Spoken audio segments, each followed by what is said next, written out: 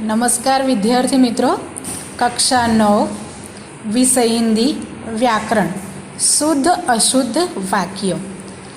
तो भाषा के वर्ण, शब्द तथा वाक्य आदि के प्रत्येक स्तर पर कुछ ऐसे निश्चित नियम होते हैं जिनसे भाषा का मानक यानी मूल स्वरूप बनता है। वाक्य रचना की अशुद्धियों का मुख्य कारण होता है व्याकरणिक नियमों का सही रूप में न जानना।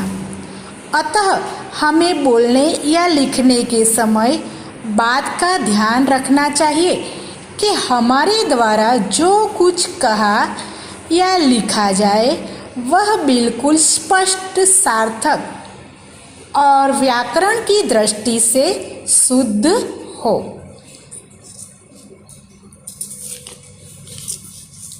अशुद्ध वाक्यों को शुद्ध कीजिए। तो पहला जो वाक्य है वो अशुद्ध वाक्य है, यानी कि उसमें वर्तनी का दोष है। तो पहला वाक्य है, छात्रों ने गुरुजी को एक फूलों की माला पहनाई। तो इस वाक्य को शुद्ध करते हुए इस प्रकार लिखा जा सकता है, छात्रों ने गुरुजी को फूलों की एक माला पहनाई। दूसरा वाक्य है, गाय और बैल चर रहा है। तो उसका शुद्ध वाक्य इस प्रकार होगा, गाय और बैल चर रहे हैं। तीसरा वाक्य है, गांधी जी महान नेता था। तो गांधी जी महान नेता थे, यह उसका शुद्ध वाक्य है। उसके बाद देखेंगे हम चौथा वाक्य, उसका देह दुर्बल है। तो उसका सही यानी शुद्ध वाक्य इस प्रकार होगा, उसकी देह दुर्बल है। पांचवा और अंतिम वाक्य है अशुद्ध वाक्य, मेरी आम सड़ी हुई है। शुद्ध वाक्य होगा, मेरा आम सड़ा हुआ है। तो विद्यार्थी मित्रों, इस प्रकार हमने देखा कि अशुद्ध वाक्यों को शुद्ध वाक्य किस तरह से बनाया जा सकता है। तो पहले तो हमें वाक्य को ध्यानपूर्वक पढ़ना चाहिए, बाद में उसमें सही क्रम यानी कि पहले कर्ता आता है, उसके बाद कर्म आता है। तो यह सब ध्यान में रखकर हमें अशुद्ध वाक्यों को शुद्ध बनाना चाहिए। उसके कुछ उदाहरण किताब में लिखे हुए हैं, वो आपको लिखने हैं। जय हिंद, जय भारत। नमस्कार विद्यार्थी मित्रों, कक्षा 9 विषय हिंदी व्याकरण शुद्ध अशुद्ध वाक्य।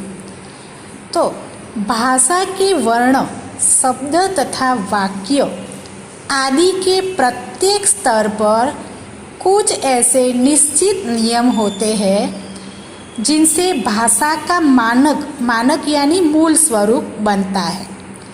वाक्य रचना की अशुद्धियों का मुख्य कारण होता है व्याकरणिक नियमों का सही रूप में न जानना।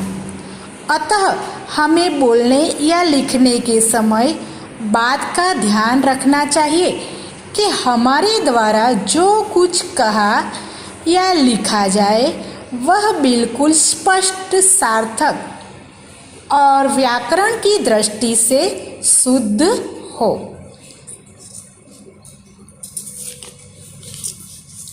अशुद्ध वाक्यों को शुद्ध कीजिए। तो पहला जो वाक्य है वो अशुद्ध वाक्य है, यानी कि उसमें वर्तनी का दोष है। तो पहला वाक्य है, छात्रों ने गुरुजी को एक फूलों की माला पहनाई।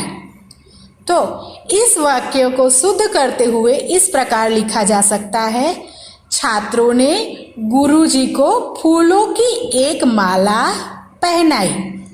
दूसरा वाक्य है, गाय और बैल चर रहा है। तो उसका शुद्ध वाक्य इस प्रकार होगा, गाय और बैल चर रहे हैं। तीसरा वाक्य है, गांधी जी महान नेता था। तो गांधी जी महान नेता थे, यह उसका शुद्ध वाक्य है। उसके बाद देखेंगे हम चौथा वाक्य, उसका देह दुर्बल है। तो उसका सही यानी शुद्ध वाक्य इस प्रकार होगा, उसकी देह दुर्बल है। पांचवा और अंतिम वाक्य है अशुद्ध वाक्य, मेरी आम सड़ी हुई है। शुद्ध वाक्य होगा मेरा आम सड़ा हुआ है। तो विद्यार्थी मित्रों, इस प्रकार हमने देखा कि अशुद्ध वाक्यों को शुद्ध वाक्य किस तरह से बनाया जा सकता है। तो पहले तो हमें वाक्य को ध्यानपूर्वक पढ़ना चाहिए, बाद में उसमें सही क्रम यानी कि पहले कर्ता आता है, उसके बाद कर्म आता है। तो यह सब ध्यान में रखकर हमें अशुद्ध वाक्यों को शुद्ध बनाना चाहिए। उसके कुछ उदाहरण किताब में लिखे हुए हैं, वो आपको लिखने हैं। जय हिंद, जय भारत।